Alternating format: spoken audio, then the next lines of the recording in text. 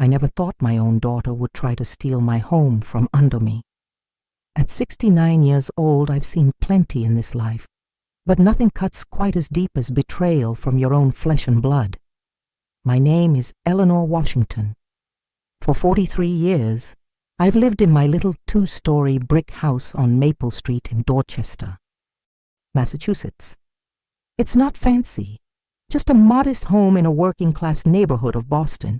But it's mine, paid in full after decades of hard work. Every scratch on the hardwood floors and every crack in the ceiling tells a story of the life I built here with my late husband, James. James passed 5 years ago. Congestive heart failure. We'd been married for 47 years. Sometimes I still wake up reaching for him on his side of the bed, especially during thunderstorms. He always knew how to calm me down when the lightning got too close.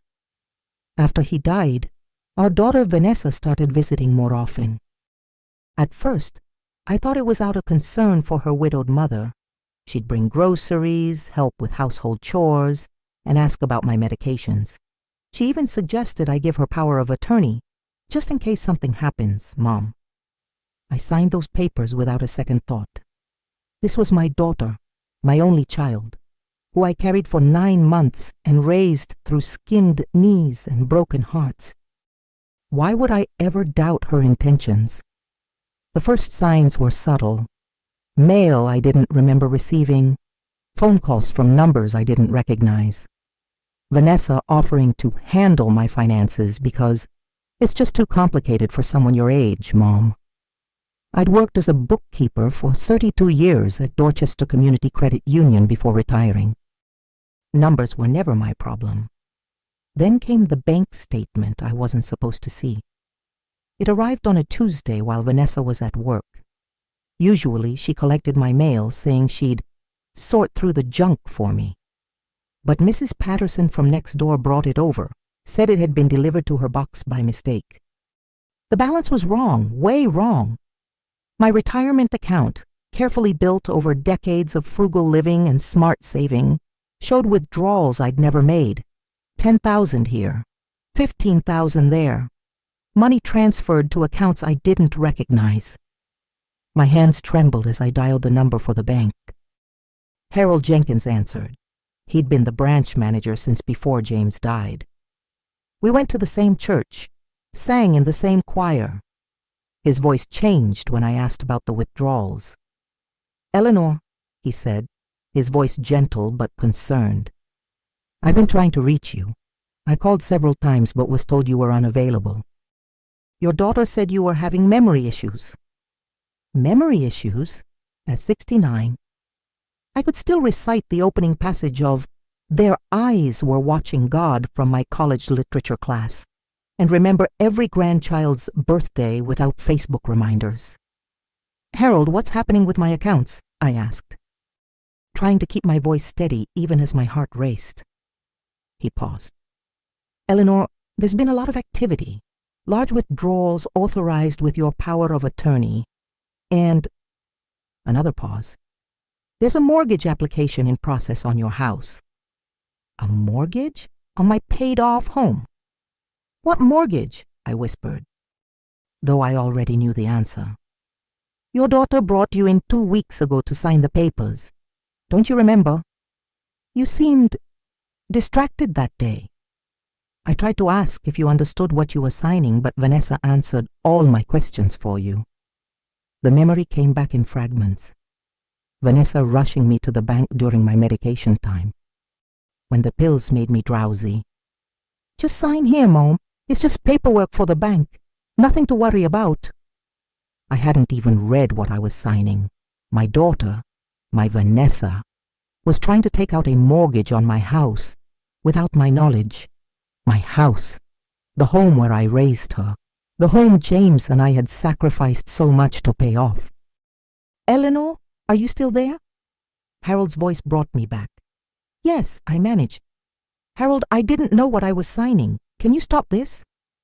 "Come in tomorrow morning," he said firmly. "Alone. We'll figure this out." I hung up and sat at my kitchen table, the same table where I'd helped Vanessa with her homework. where we'd celebrated birthdays and Christmases, where James and I had our morning coffee for nearly 5 decades. The betrayal felt physical, like someone had reached inside my chest and squeezed. The front door opened and closed. Vanessa's heels clicked on the hardwood floors. "Mom, you here?" she called out, cheerful as ever. I quickly folded the bank statement and slipped it into my housecoat pocket. I'd confront her, yes, but not yet. First, I needed to understand exactly what she had done and secure my home, because in that moment, I realized something profound. The daughter I thought I knew was a stranger to me. "In the kitchen," I called back, forcing steadiness into my voice. "Just making some tea." As I filled the kettle, I made a promise to myself and to James's memory. This house, our house, would remain mine, and I would learn just how deep my daughter's betrayal went. The next morning, I told Vanessa I was going to my weekly senior center meetup. It wasn't exactly a lie. I did go there every Thursday, just not this Thursday. Instead, I took the bus to Dorchester Community Credit Union, clutching my purse like it contained state secrets. Harold was waiting for me. He'd always been a serious man, but today his face looked grim as stone. He ushered me into his office, closed the door, and sat across from me, hands folded on his desk.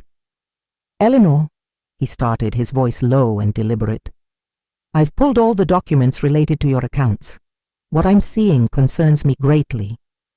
He spread papers before me, bank statements, withdrawal slips, loan applications, all bearing either my signature or Vanessa's signing as my power of attorney. "In the past 4 months, approximately $127,000 has been withdrawn from your accounts, and this mortgage application," he tapped a document with his pen, "would put a $340,000 lien against your property." The room tilted slightly. I gripped the arms of my chair. "But why would the bank even consider this?" I asked. "My house is paid off. I'm retired. How would I make mortgage payments?" Harold's expression darkened. "According to these applications, you're planning to use the money to renovate and then sell the property for a profit. The application states you'll be moving in with your daughter afterward." A bitter laugh escaped me before I could stop it. "Moving in with Vanessa? Into that 2-bedroom condo she shares with a roommate? Harold, that doesn't even make sense." "I know," he nodded. "That's partly why I tried to slow the process down. Something felt off." He leaned forward. "Eleanor, I need to ask, do you want to proceed with this mortgage?" "Absolutely not," I said firmly. "And I want to stop any further withdrawals from my accounts." Harold nodded, relief visible on his face. "We can freeze everything immediately, and the mortgage application, we'll deny it today." He hesitated. "But Eleanor, you need to understand the legal implications here. The withdrawals were made using a legally binding power of attorney." "Can I revoke it?" "Yes. Immediately. I have the forms right here." He slid a document toward me. "But recovering the money that's already been taken may require legal action against your daughter. Legal action against my only child, my Vanessa, the little girl who used to climb into my lap during thunderstorms, whose hair I braided for school every morning, who wore my pearls at her high school graduation, but also the woman who had tried to steal my home and drain my life savings." "I understand," I said, reaching for a pen. "Let's start with freezing the accounts and revoking the power of attorney." As I signed the forms, Harold asked gently, "Do you have somewhere safe to stay?" "Eleanor? Someone who can help you through this?" I thought of my younger sister, Patricia, in Roxbury.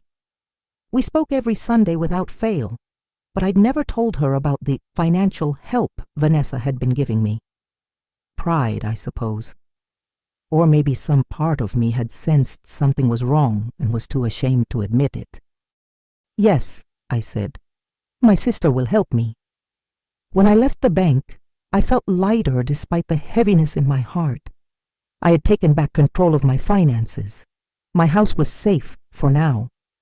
But the hardest part was still to come, confronting my daughter about her betrayal. I called Patricia from a bench outside the bank. She answered on the second ring, her voice warm and familiar. "Ellie, this is a surprise. Everything okay?" I took a deep breath. "No, Patty, everything is not okay. I need your help." By the time I finished telling her everything, Patricia was in a cold fury. "That girl needs to be in jail, Ellie. This is elder abuse, plain and simple." "I know," I whispered, "but she's still my daughter." "She stopped acting like a daughter the moment she decided to steal from you," Patricia shot back. "I'm coming to get you. Pack a bag. You're staying with me until we sort this out." "Vanessa will be home from work at 5, I said. "I need to confront her first." "Not alone, you won't," Patricia insisted. "I'll be there at 4. Don't tell her I'm coming." I spent the afternoon in a strange calm, moving through my house like it was both familiar and foreign. I touched the photographs on the walls, James and me on our wedding day in 1974, Vanessa's kindergarten portrait, family reunions at Virginia Beach. Had it all been a lie? Had Vanessa been planning this betrayal for years, waiting for James to die, waiting for me to be vulnerable and alone? Or was this newer? I knew she'd had financial troubles after her divorce 3 years ago. She'd mentioned credit card debt, the high cost of living in Boston. But stealing from her own mother, taking the house where she grew up.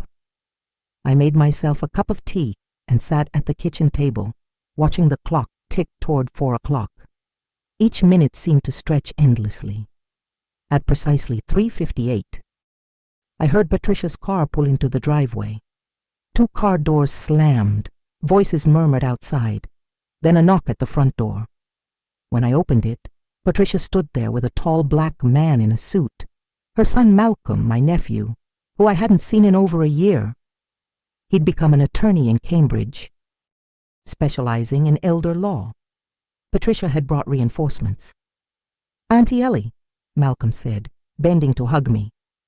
"I'm so sorry this is happening, but we're going to fix it."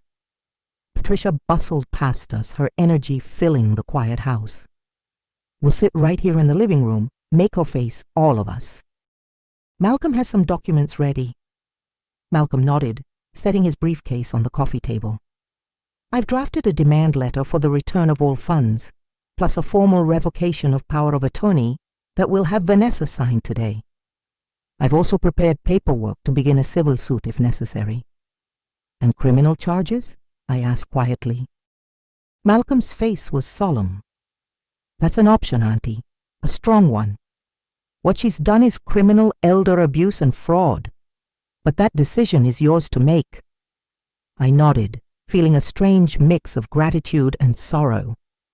My nephew was treating this like the serious legal matter it was, while I was still struggling to reconcile the daughter I loved with the woman who had betrayed me so completely. At 5:15 we heard a key in the front door. Vanessa's voice called out, "Mom, why are all these cars in the driveway?" She stepped into the living room and froze. Her eyes darted from me to Patricia to Malcolm, confusion quickly replaced by wariness. "What's going on? Is everything okay?" I met my daughter's eyes directly. "No, Vanessa, everything is not okay. I know about the money. I know about the mortgage application." Her face paled, but she recovered quickly. "Mom, what are you talking about? Have you been taking your medication? You seem confused." The audacity of it, suggesting I was confused just as she told Harold, made anger flare hot in my chest. "I'm not confused, Vanessa. I spoke with Harold at the bank today. I've seen all the withdrawals. I know you tried to take out a mortgage on my house without my knowledge." Vanessa's expression hardened. She glanced at Malcolm. "Who is this? Why are you ambushing me the minute I walk in the door?" "This is your cousin Malcolm," I said. "He's an attorney, and we're having this conversation because you've stolen $127,000 from me and attempted to fraudulently mortgage my home." Vanessa's face twisted with anger. "I haven't stolen anything. I've been taking care of you. Do you know how much I've spent driving you to appointments?" Buying your groceries, helping around this big old house you can't maintain anymore. So that entitles you to drain my life savings? I asked, my voice quiet but firm. To try to take my home? I was going to pay it all back, she insisted, but her eyes slid away from mine. It was just a temporary solution until my investment paid off. What investment? Patricia demanded. Vanessa hesitated. A business opportunity. Real estate. It's complicated. Malcolm opened his briefcase and removed a document. Ms. Washington, I've prepared a formal demand for the return of all funds withdrawn under power of attorney. We are also notifying you that said power of attorney has been revoked, effective immediately. This is ridiculous, Vanessa spat. Mom gave me permission to help with her finances. She's getting older. She forgets things. I remember perfectly well that I never authorized you to withdraw $127,000 or apply for a mortgage on my home, I said. And Harold at the bank remembers how you rushed me in to sign papers when I was drowsy from my medication. For a moment, Vanessa looked trapped. Then her expression changed, became calculating. She sat down on the edge of the armchair across from me. Mom, she said, her voice suddenly soft, reasonable. I know this seems bad, but I was trying to help us both. That house in Roxbury, the investment property, it's going to be worth twice what we paid once the renovations are done.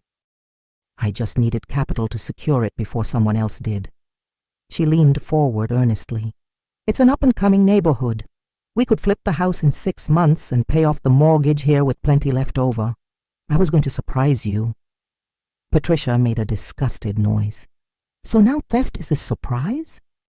Ellie, don't listen to this nonsense. But I was studying my daughter's face, the face I knew better than my own. There was desperation there, beneath the reasonable facade. Something wasn't adding up. What renovations, Vanessa? Have you actually purchased this property? A flash of panic crossed her features. Well, the closing is next week. I've put down a deposit. How much? Malcolm asked sharply. Vanessa shifted uncomfortably. 50,000. And the rest of the money? I pressed. The other 77,000? Her eyes dropped to her hands. Some of it went to secure the contractors. The rest? I had some debts to pay off. Credit cards, a personal loan. So you stole from me to pay your debts, I said flatly. I borrowed, she corrected, an edge entering her voice. And I was going to pay it all back with interest, if you'd just let me finish what I started. By taking out a mortgage on my house? I interrupted. A house that's been paid off for 15 years? What was I supposed to live on while making mortgage payments, Vanessa? You wouldn't have to worry about that, she insisted. Once we sold the Roxbury property, we'd pay off the mortgage immediately, and in the meantime, I'd help with the payments. Malcolm shook his head. Ms. Washington, the paperwork for the mortgage application indicates your mother would be solely responsible for the payments. Your name doesn't appear anywhere as a co-borrower. Vanessa's face flushed. That's just how the bank had to structure it. Mom, please. You have to trust me on this. It's a solid investment. I looked at my daughter, really looked at her. The designer clothes I couldn't afford on a teacher's salary. The manicured nails that probably cost more than my weekly grocery budget. The desperation behind her eyes. How bad is it, Vanessa? I asked quietly. The gambling. How much do you owe? Her face crumpled. It was like watching a mask fall away. How did you know? Because your father had the same look when he'd lost too much at poker. The same desperate schemes to recoup his losses. I sighed deeply. James overcame it, got help, but it took hitting rock bottom first. Tears spilled down Vanessa's cheeks. It started after the divorce. Just online casinos at first. Something to distract me. Then sports betting. I thought I could win it all back with one good game. How much? I repeated. She shook her head. A lot. More than the 77,000. And the Roxbury property? Is that even real? Her silence was answer enough. Malcolm cleared his throat. Miss Washington, given these admissions, we have several options. Your mother can press criminal charges for fraud and elder abuse, or we can pursue civil remedies to recover the funds. But first, I need to know if you're prepared to sign this agreement to repay all stolen funds according to a structured payment plan. Vanessa looked up, eyes red. Criminal charges? Mom, you wouldn't. I'm your daughter. The pain in my chest was almost unbearable. This was my child, my only child. But she had violated my trust in the most fundamental way possible. She had nearly taken everything I'd worked my entire life to build. Malcolm, I said slowly, what would criminal charges mean exactly? He spoke carefully. Elder abuse and fraud of this magnitude would likely result in felony charges.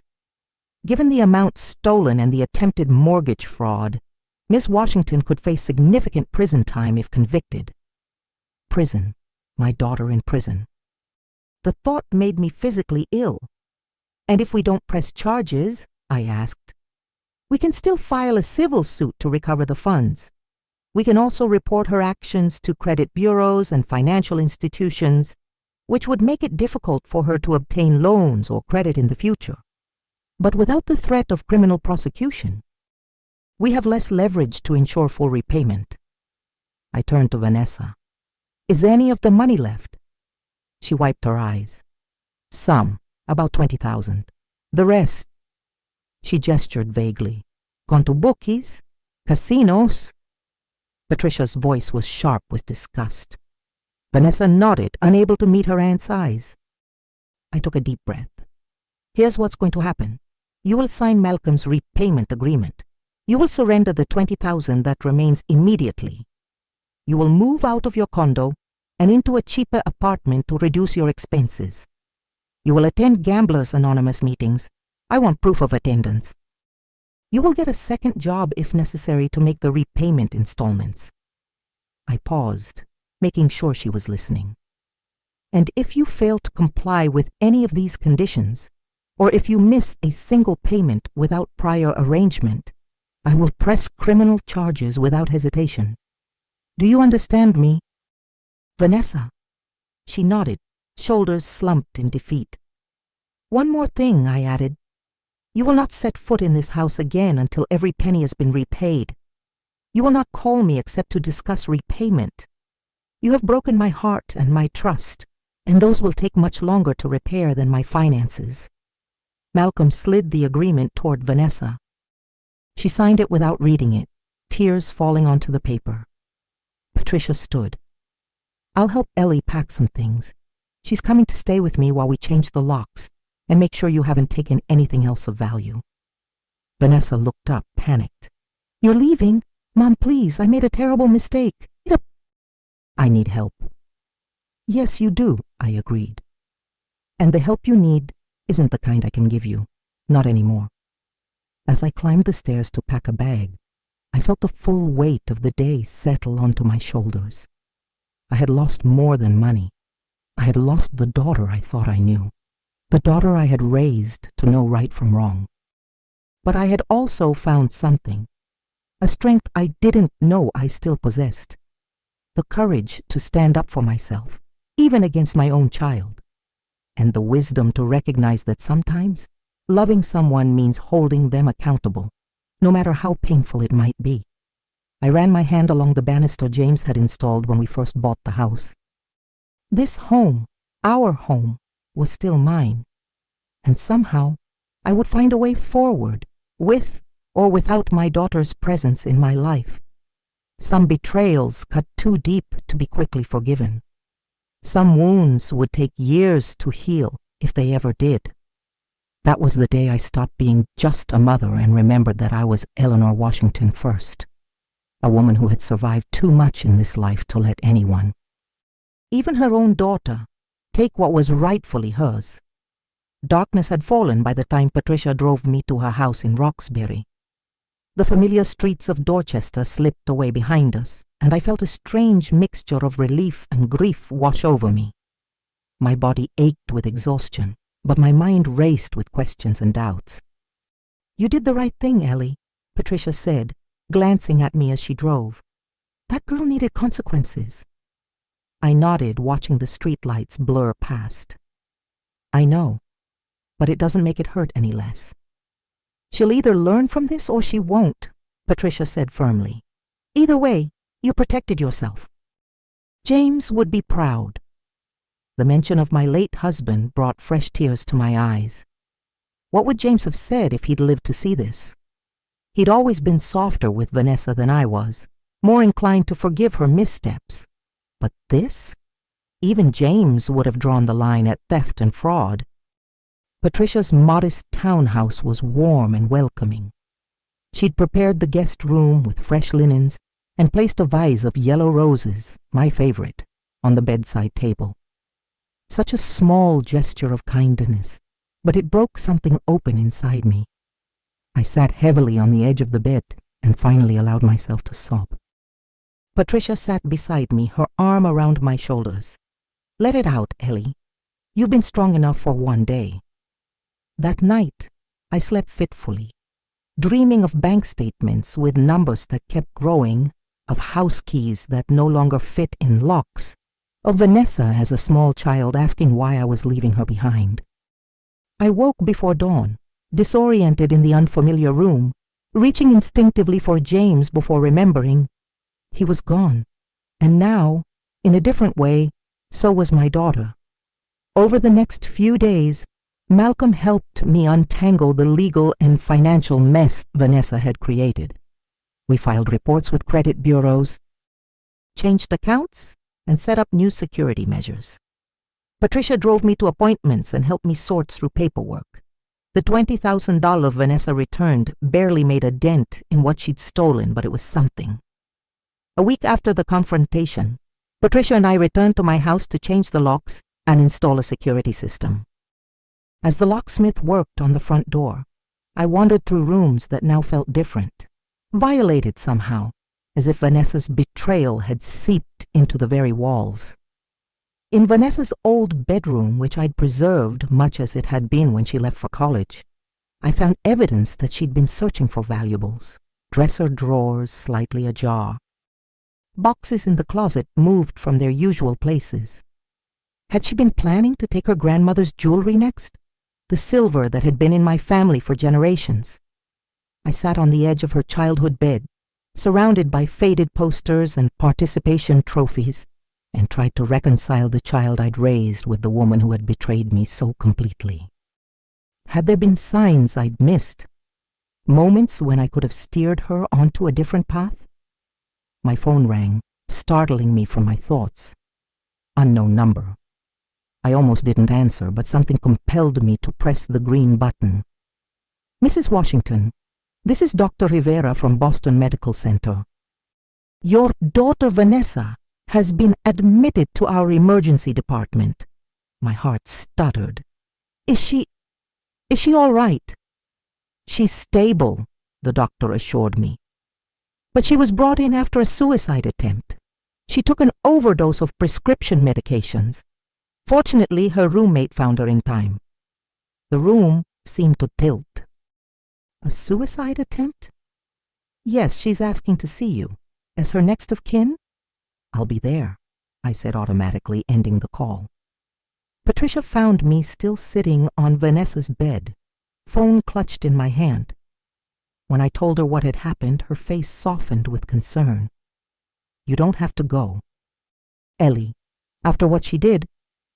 "She's my daughter, Patty." The words came out barely above a whisper. Whatever else has happened, she's still my daughter. The hospital corridors seemed endlessly long as a nurse led me to Vanessa's room. I steeled myself, uncertain what I would feel when I saw her. Anger, pity, love, or some complex mixture of all three. Vanessa lay in the hospital bed looking smaller and younger than her 38 years. An IV dripped fluids into her arm. When she saw me in the doorway, her eyes widened with surprise, then filled with tears. "Mom," she whispered. "You came. I approached the bed cautiously and sat in the chair beside it. The doctor called me, said that you tried to hurt yourself. She nodded, tears streaming down her face. I couldn't live with what I'd done to you, with knowing how much I'd hurt you. Her voice broke. I've ruined everything, lost everything, and I deserve it. I studied my daughter's face, the dark circles under her eyes, the hollowness in her cheeks. Why, Vanessa? Why did you do it? The stealing, not this. She looked away, shame etched in every line of her body. It started small, a little money here and there for bills when I was short. I always meant to pay it back. She swallowed hard. Then the gambling got worse. I kept losing bigger and bigger amounts. I told myself one big win would fix everything. But the mortgage on my house? How could you think that was okay? I wasn't thinking clearly. The loan sharks were threatening me. I was desperate. Her eyes met mine, pleading. I know it doesn't excuse what I did. Nothing could. But I never wanted to hurt you, Mom. I just couldn't see any other way out. I sat in silence, absorbing her words. Part of me wanted to comfort her, to take her hand and tell her everything would be all right. Another part, the part still raw with betrayal, held back. The doctors say I need treatment, Vanessa continued when I didn't speak. For the gambling addiction, for depression. She took a shaky breath. I'm going to do it, Mom. I'm going to get help, and I'm going to pay back every penny, I swear. I've heard promises before, Vanessa. She nodded, acknowledging the truth in my words. I know, and I know I've broken your trust in the worst possible way. Her voice dropped to a whisper. I don't expect forgiveness, I don't deserve it, but I needed you to know that I understand what I did, and I'm truly, deeply sorry. The room fell silent except for the steady beep of the heart monitor. Outside, rain began to patter against the window, casting shifting shadows across the sterile floor. Finally, I spoke. The repayment plan stays in place, so do all the other conditions. But, I paused, choosing my words carefully. I will help you find treatment, and I will check on your progress. It wasn't forgiveness, not yet. Perhaps not ever fully, but it was something. A small opening in a door I had thought permanently closed. Vanessa nodded, hope and gratitude flickering across her face. Thank you, she whispered. As I left the hospital, the rain had stopped, leaving the streets slick and reflecting the city lights. Patricia waited in her car, concern evident in her expression. How was it? She asked as I slid into the passenger seat. I gazed out at the glistening streets, thinking of the fragile, broken woman in the hospital bed, my daughter, my deepest disappointment, my greatest responsibility. It was a beginning, I said finally. Not of forgiveness, not yet, but of something. Patricia nodded, understanding in her eyes as she started the car. One day at a time, Ellie. That's all any of us can do. As we drove back toward my house, still mine despite everything, I thought about the long road ahead. Trust, once shattered, doesn't mend easily. Some cracks remain visible, permanent reminders of past wounds. But perhaps in time, those cracks could be filled with something new. Not blind faith, but cautious hope. Not unconditional love, but love tempered with wisdom. I had lost much in the past weeks. Money, security, the daughter I thought I knew. But I had gained something too.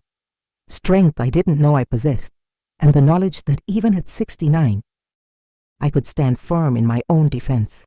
Whatever came next, whether Vanessa truly changed or not, I would face it as Eleanor Washington first, and as a mother second.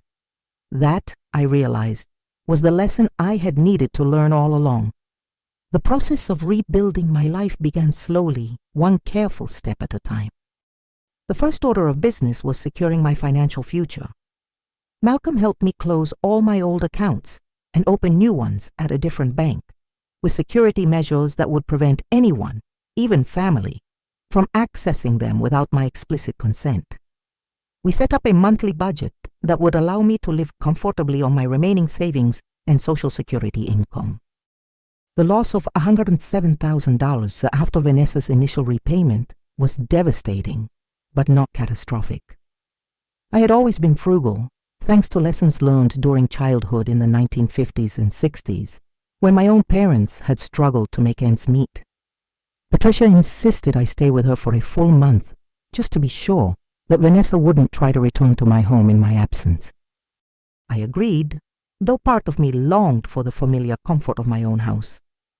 During that time, we installed a comprehensive security system with cameras that sent alerts directly to my new smartphone. Malcolm taught me how to use the security app, and though technology had never been my strong suit, I mastered it quickly. Necessity is a powerful teacher. Vanessa was released from the hospital after a 3-day psychiatric hold and went directly to a 30-day inpatient treatment program for gambling addiction. I received updates from her therapist, with Vanessa's permission, but didn't visit.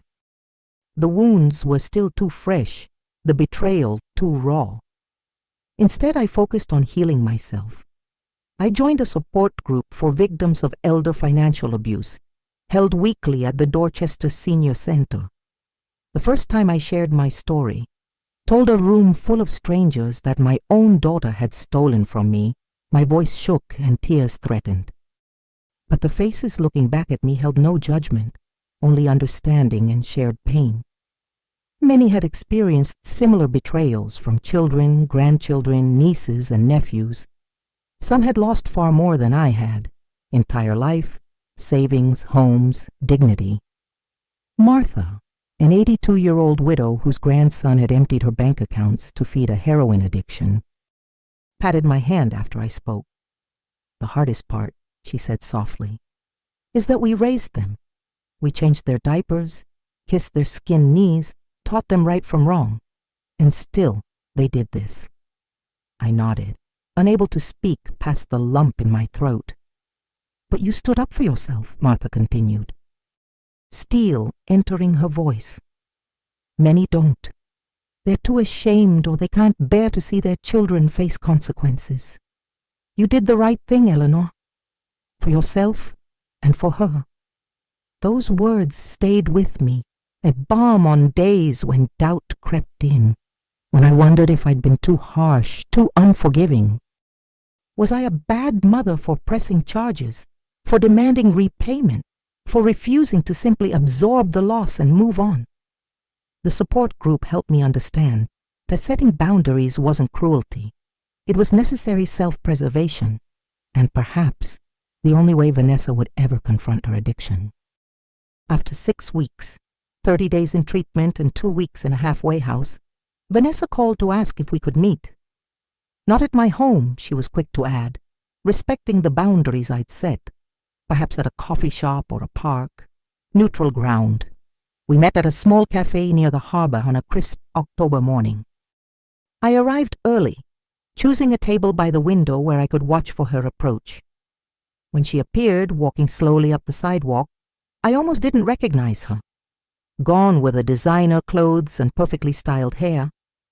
This Vanessa wore simple jeans and a sweater, her hair pulled back in a practical ponytail. She looked younger somehow, or perhaps just more like the daughter I remembered from before. She hesitated at the cafe entrance, scanning the interior until her eyes found mine. A flash of uncertainty crossed her face before she squared her shoulders and walked to my table. "Hi, Mom," she said softly, hovering awkwardly until I gestured for her to sit. "Vanessa." I nodded, studying her. The dark circles under her eyes had faded, and her face had filled out slightly. She looked healthier, but there was a new wariness in her expression, a careful deliberation to her movements. She placed a manila envelope on the table between us. "This is my first payment. It's not much, $3,000, but it's everything I could put together right now." I didn't touch the envelope. "How?" "I sold my car," she explained, "and some jewelry. Designer things I shouldn't have bought in the first place. She drew a deep breath. I've moved into a room in Dorchester. It's small, but the rent is only $850 a month, utilities included. I'm working at an accounting firm downtown, full-time, with benefits. And I've picked up weekend shifts at a cafe in my neighborhood. I nodded, impressed despite myself. These were concrete steps, not just empty promises. I've been to 28 GA meetings in 42 days, she continued. I haven't placed a bet since that day at the house. She slid a small booklet across the table. These are my attendance signatures. You can verify them if you want. And the therapy? I asked. Twice a week, plus a financial management course through the community center. She met my eyes directly. I'm doing everything I promised, Mom. Everything in the agreement and more. I know it doesn't fix what I did, but I'm trying, really trying. I studied my daughter's face, looking for signs of the manipulation I'd missed before. But all I saw was exhaustion, determination, and a fragile hope. It's a start, I said finally, picking up the envelope. A good start. Relief washed over her features. Thank you for meeting me, for giving me a chance to show you I'm serious about making amends. We talked for nearly 2 hours. Vanessa explained more about her gambling addiction, how it had started as a distraction after her divorce, but quickly became an obsession. A way to chase the euphoria of winning while escaping the shame of losing. She described the progressive nature of her addiction, how each loss drove her to bet more to recoup it, creating a downward spiral she couldn't escape. It's not an excuse, she emphasized. Nothing excuses what I did to you. But I want you to understand that I wasn't thinking clearly. The addiction, it warps your mind, makes you justify terrible choices. Like stealing from your mother, I said quietly. She flinched but nodded. Yes. Like convincing myself it was just borrowing, that one big win would fix everything. Like telling myself you had plenty of money and wouldn't miss it. Horrible twisted thinking that I'm ashamed of now. I sipped my tea, now cold, contemplating her words. Your father struggled with gambling too, you know, before you were born. Surprise flickered across her face. Dad? But he was always so careful with money. Because he knew his weakness, I explained. He lost nearly everything once. His car, his apartment, his savings. That's when he joined GA, where I met him. I was there supporting my brother who had the same problem. Vanessa stared at me, astonished. You never told me. James didn't want you to know. He was afraid it might predispose you to the same addiction. I shook my head sadly. Perhaps we should have told you, given you fair warning of what might lurk in your genes. It wouldn't have mattered, she said softly. When the addiction takes hold, knowing the risks doesn't help. You think you're different, special, immune. You think you can control it. We lapsed into silence. The weight of shared history and painful truths settling between us. Outside, leaves skittered across the sidewalk, red and gold against the gray concrete, symbol of change, of letting go. I should get to work, Vanessa said eventually, gathering her bag. My shift starts at noon, I nodded. This was good. Thank you for the payment. She stood, hesitating. Would it be all right if I call you sometimes? Just to check in? The question hung in the air between us, fragile and loaded with meaning. Part of me wanted to say no, to maintain the firm boundaries I'd established. But another part, the mother who remembered rocking this woman as an infant, teaching her to read, celebrating her graduations, couldn't completely shut the door. Once a week, I said finally, Sunday evenings. A smile, small but genuine, curved her lips. Thank you, Mom. I watched her walk away, her shoulders straighter than when she'd arrived. Not forgiveness, I reminded myself, but perhaps the beginning of a new chapter, one written with clear eyes and firm boundaries. As autumn deepened into winter, Vanessa maintained her payment schedule faithfully. Each month, an envelope would arrive containing a money order for $800, far more than the $500 minimum we'd established in the agreement. Sometimes the envelope included a brief note: picked up extra shifts this month, or got a holiday bonus. Once it simply said, "I'm still so sorry, Mom." Our weekly phone calls were awkward at first, filled with stilted questions about the weather and health. Gradually, they evolved into something more substantial. Vanessa would tell me about her GA meetings, the challenges of her new jobs, the small victories of resisting gambling triggers. I shared updates on my house, my support group, my slowly recovering financial situation. Malcolm monitored the repayment process, keeping meticulous records. "She's consistent," he told me, during a quarterly review of the situation. That's a good sign. Many restitution agreements fall apart within the first 6 months. Patricia remained skeptical. "People can fake change for a while," she warned. "Just be careful, Ellie. Don't let your guard down too quickly." I understood her concerns. Trust, once broken so thoroughly, couldn't be repaired overnight. But as months passed and Vanessa continued to honor her commitments, I allowed myself cautious optimism. The true test came unexpectedly, nearly a year after the confrontation. I was at home, working in the garden James and I had lovingly tended for decades when my phone rang. Vanessa's number flashed on the screen. "Mom," her voice was tense, "I need to tell you something." My heart clenched. "What is it?" "I got a promotion at work.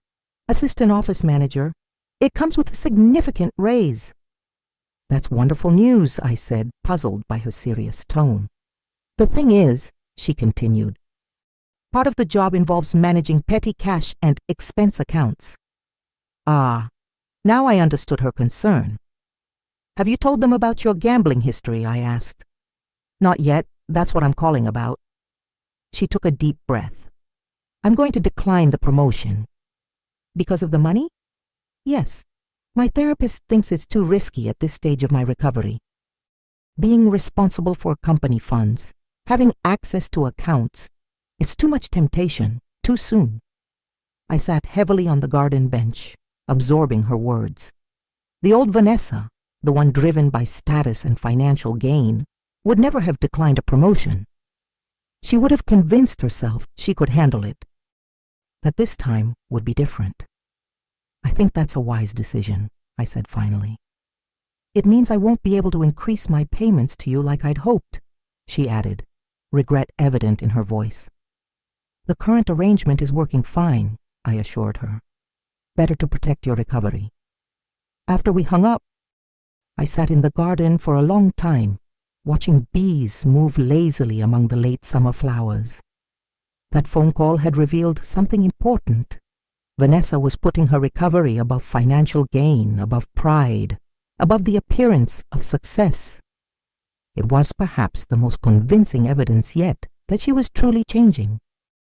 2 years after Vanessa's betrayal, on a warm spring day, much like the one when James and I had first moved into this house, I invited my daughter to visit. It would be her first time setting foot in the home since that painful confrontation. We both recognized the significance of the moment. She arrived carrying a basket of fresh bread and preserves from a local bakery. "A housewarming gift," she said with a small smile. "Or maybe a re-housewarming." We sat in the kitchen, the heart of the home, where so many family memories had been made. Vanessa's eyes moved around the room, noting small changes I'd made. New curtains, a different arrangement of photographs on the wall, a modern coffee maker replacing the old percolator James had insisted on using until the day he died. "The house looks good, Mom," she said softly. "You've taken good care of it." "It's taken good care of me too," I replied, "through everything." We shared tea and bread, talking about ordinary things, the unusually warm spring, my arthritis that flared in damp weather, her new apartment in Jamaica Plain, where she'd moved 6 months earlier. The conversation flowed more easily than I'd expected, comfortable in a way our phone calls sometimes weren't. After we ate, I led her into the living room where Malcolm waited with a folder of documents. Vanessa's face registered surprise, then wariness. "Is everything okay?" she asked, looking between us. I nodded to Malcolm, who opened the folder. "Miss Washington, I've been monitoring your repayment schedule for the past 2 years. You've paid $41,000 of the $107,000 owed, consistently exceeding the minimum monthly payments required by our agreement." Vanessa nodded cautiously. "Yes, I'm committed to paying back every penny." "At the current rate," Malcolm continued, "full repayment would take approximately 4 more years." He glanced at me. "However, your mother has asked me to draw up a modification to the original agreement." I leaned forward, taking Vanessa's hand. "I want to reduce the remaining balance by half." Her eyes widened. "What?" "Mom, no! I need to pay it all back. I owe you that." "Yes, you do," I agreed. "But I've been thinking about this for a long time. You've demonstrated genuine change, Vanessa. 2 years of consistent payments. 2 years of therapy and GA. 2 years of rebuilding your life honestly." Tears filled her eyes. "But the money is important," I acknowledged. "But at this point in my life, time is more valuable to me than money. I'm 71 years old. I don't want to spend 4 more years with this debt between us." I squeezed her hand. "This isn't forgetting what happened. It's choosing to move forward." Malcolm slid a document across the coffee table. "This amendment reduces the remaining balance from approximately $66,000 to $33,000, while maintaining the current monthly payment structure. At that rate, the debt would be satisfied in approximately 22 months. Vanessa stared at the paper, tears now streaming down her face. I don't know what to say. "Say you'll continue doing the work," I told her firmly. "Say you'll honor this second chance. Say you'll remember what happened and ensure it never happens again." She nodded, wiping her eyes. "I promise. All of that and more." As she signed the amendment, I felt a knot loosen in my chest, one I hadn't even realized was still there. Not forgiveness.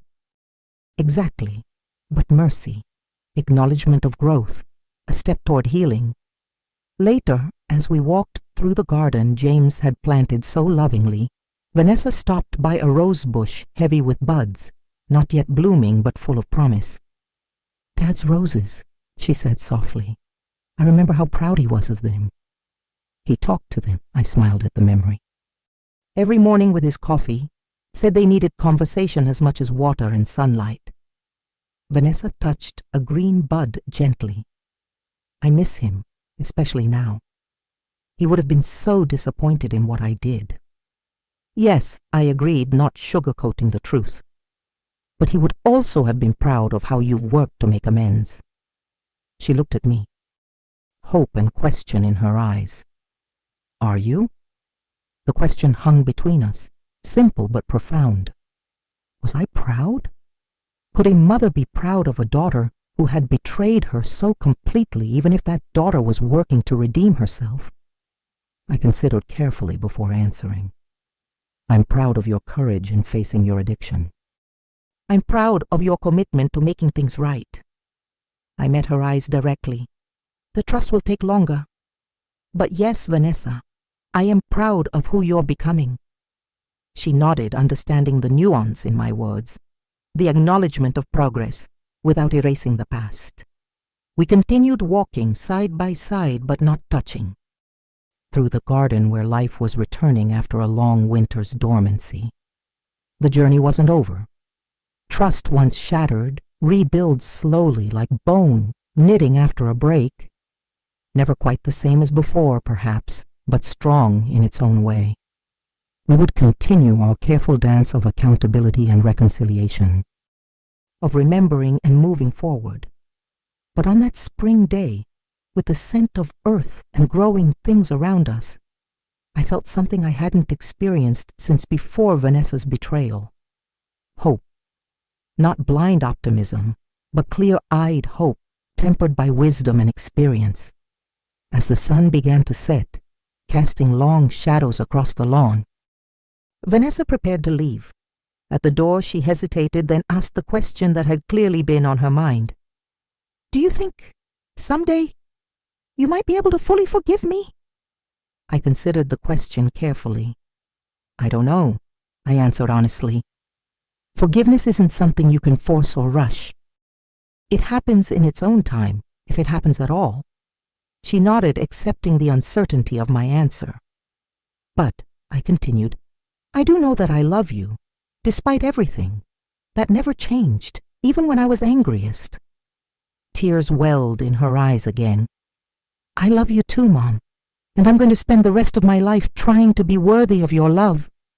As I watched her drive away, I thought about the long path that had brought us to this moment, the betrayal that had nearly cost me everything, the strength I had found in standing up for myself, the painful but necessary process of holding my daughter accountable while still leaving space for redemption. At 69, I had faced one of the greatest challenges of my life, not just the financial theft, but the theft of trust, of security, of the relationship I thought I had with my only child. I had survived it. More than survived. I had emerged stronger, wiser, more truly myself than perhaps I had ever been. Eleanor Washington, a mother, yes, but first and always, a woman of dignity and worth, unwilling to be diminished or exploited, even by those she loved most. The house around me, my house, still mine despite all attempts to take it, stood solid and welcoming in the gathering dusk. Within these walls, James and I had built a life together. Within these walls, I had raised a daughter, lost a husband, and found myself anew. Whatever the future held, complete reconciliation with Vanessa, or a relationship permanently altered by past betrayal, this home would remain my sanctuary, my foundation, my testament to resilience. As I closed the door and turned on the lights against the coming darkness, I felt a profound sense of peace, the kind that comes not from perfect resolution, but from knowing you have faced life's hardest challenges with integrity and grace, the kind that whispers, whatever comes next, you are equal to it. If you like this story, please like this video, subscribe to the channel, and share your impressions of this story in the comments. To listen to the next story, click on the box on the left.